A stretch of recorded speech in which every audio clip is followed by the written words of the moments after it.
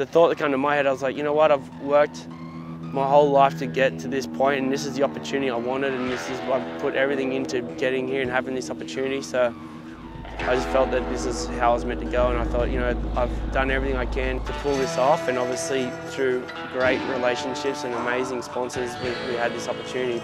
If this is a fight, we definitely got king it a few times. Dislocated my shoulder, it was such a blow for me. I was like, I wasn't in tears, but I just felt heartbroken. All I heard bike was just the sound of breaking glass, and turned around, I was seeing that very expensive camera swinging back and forth. I was thinking, hopefully it doesn't end like this.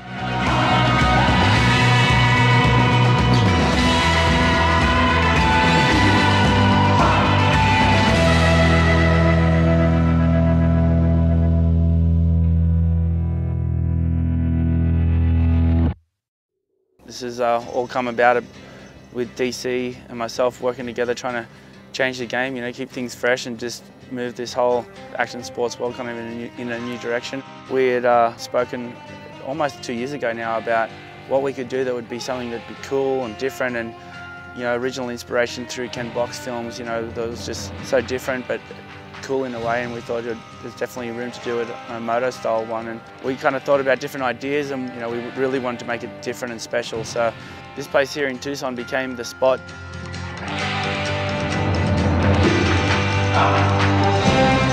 This place is a aircraft storage facility that's been here for 60 plus years. But most of what Robbie rode around today has been cargo aircraft of military usage. This is more about like what I want to do and what I'm passionate about, and doing this film and showcasing these stunts in this kind of environment.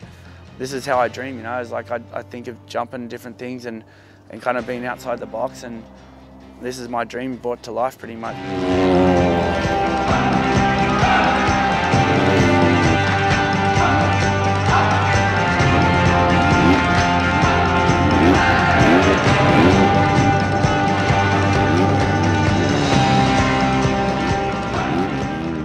I got a phone call. Hey mate, you think you could take a trip with me to Arizona? Sure. What are we looking at? I don't know. We'll see when we get there. This is Mato's landing on his bomb drop off the container, basically. It's been a long 3-day deal. We didn't expect it to be as big of a monstrosity as it was. Kind of a last minute build the knuckle here, hand build it. So we spent all day yesterday cutting, welding, and getting all the steel made, and sheeted it this morning and just finished setting it. So now we're getting ready to finish the bottom, the easy part. When we showed up for the build, basically had a couple football field parking lot basically of dirt. So we just started ripping and windrowing and watering the dirt, and shaved about 6 inches of dirt off of 2 football fields worth of area. Came up with about 1,800 yards of dirt. 4.5 days of dirt build, basically including setting plane wings and setting planes, setting ramps, digging the trench and putting the cones in and making whoops out of them, building little berms, setting nose cones and setting plane wings on them. Basically 4.5 days of that, and then 2 days of testing, 2 days of filming, and 1 day to get it all back to the way it was before we even showed up and make it look better than it was.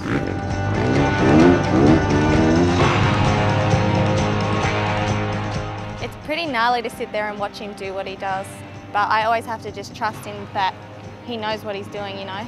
He's so good at what he does, so that kind of takes a little bit of stress out of it, but it's just so unpredictable to know if he's going to land it or not, you know.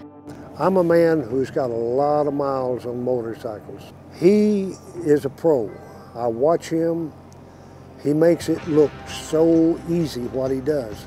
And that's one of the characteristics of a professional, is he can take the most strenuous, hardest job that you and I know that it take a lot of physical and mental part to do. He makes it look like it's sitting down drinking a cup of tea.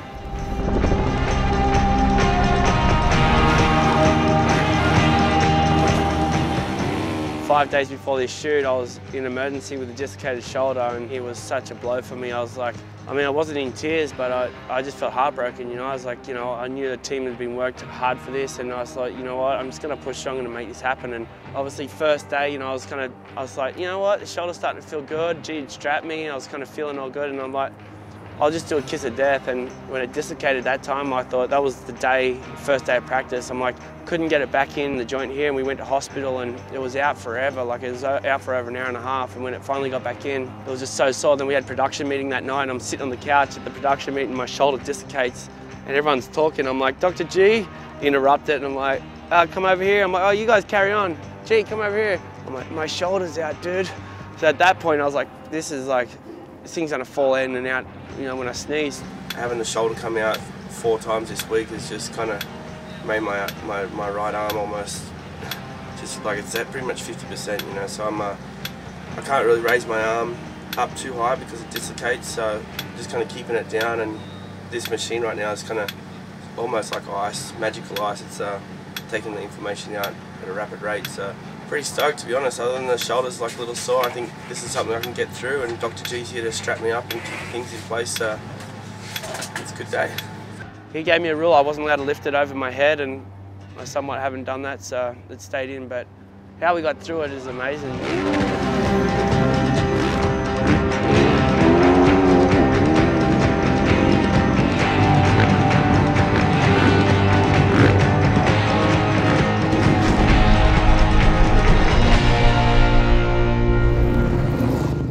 Robbie's doing something that he's literally risking his life. And if you don't capture that for the record in an amazing fashion and have all the tools available to you, you're really doing a disservice to him, you know what I mean? So I had really pushed for the system that I use when I shoot a lot of car commercials. It's called a pursuit system. And it's got a Russian arm on top of a Porsche, and it's got like a huge, like $500,000 gyroscopic head with an Alexa. It's the sickest thing ever. But on the first day, we were at the end of one of our runs, and the Porsche took a little suspension dip in a little ditch, and I don't know what happened, but the gyroscopic head at the end of the Russian arm just slammed into the ground. Just like the next thing we know, we just see the arm come up, and you know, the Alexa and the head are just in a million pieces, and we're just like, oh shit. Hey, Carol Saltzman, come to the location, please, with your notebook. We need some camera support. We had a little thing happen here. Dude, when the Russian arm broke, I honestly thought this could be the end of it. I didn't even stop to just point the finger. I was just like, oh, this is a bad situation. I just pinned it back to the motorhome and waiting for the worst news. And when they came back and said there's already another one getting sourced, we're gonna have another one here, and you know, before the days ended, I was like, sweet, like we just keep rolling with the punches.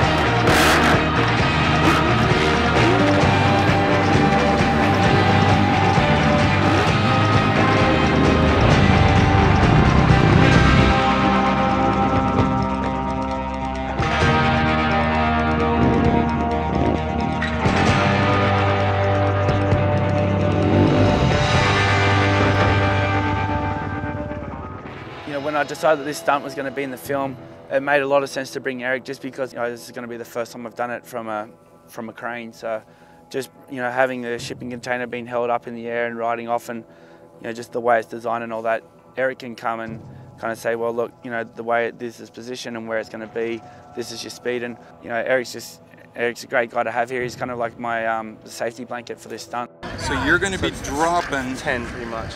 Well, that's the first container.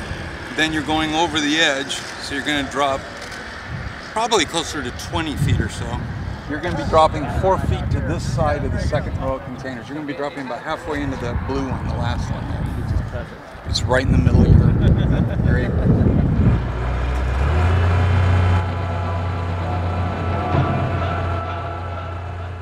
It's so crazy watching him go up, because I'm so scared of heights, so I could never imagine doing it. So it's like we're at 2 different ends of the spectrum. So when I watch him being lifted up in the sky, I'm just like, I have no idea what's going through his head. but he always backs himself in and he's always landed it so far, so I shouldn't doubt him at all. Feel okay. I think he'll be fine. You just never know. It's always unpredictable, so I just hope he's okay. I'm up there like 70 feet above the deck and looking down at my son running around and just thinking, man, what am I doing, you know? And I'm looking down and, you know, obviously Eric's given me the calculations. Based off his calculations, a kind of rough estimation, but I'm like, it's not in the right spot. We need to go back. And we finally get into the position where I feel is right.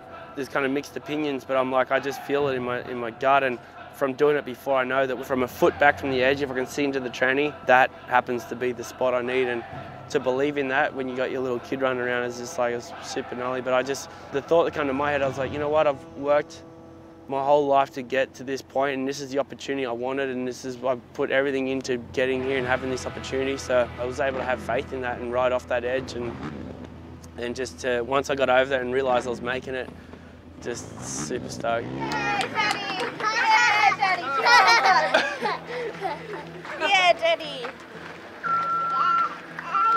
Yeah, Daddy, go tell him. That's nice to see my phone. Do you like that? Is that funny? Yeah. What are you all red for? I feel so glad that that's over, man. When we were thinking about this whole video, I knew that was the stunt that would really kind of make this. I felt, and looked down at my kid and my wife. I was like, what the hell am I doing this for? But I'm glad we got that out of the road. I'm so pumped it's over. He's in one piece. I get to take my husband home. Gets to go home and play with Cruz, so stoked. Yeah, having Amy on my side has been amazing. You know, she's just an amazing woman, and we say to each other, you know, she's 50 cents and I'm 50 cents. Together we make $1, and that's where we become whole. So she's definitely the strongest part of my team.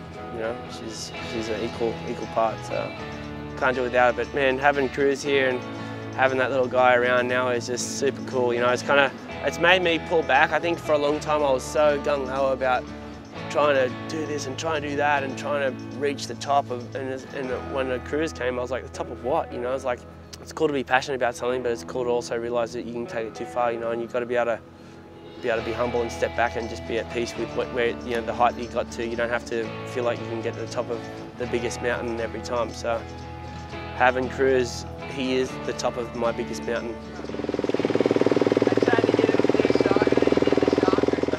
I'm just stoked that we walked the tightrope and we got over it, and just monumental effort from everyone involved. So pumped, man, pumped for the whole team, and I honestly mean it from my heart. Like, I thank everyone involved, all my sponsors who have supported me through this. Just super stoked.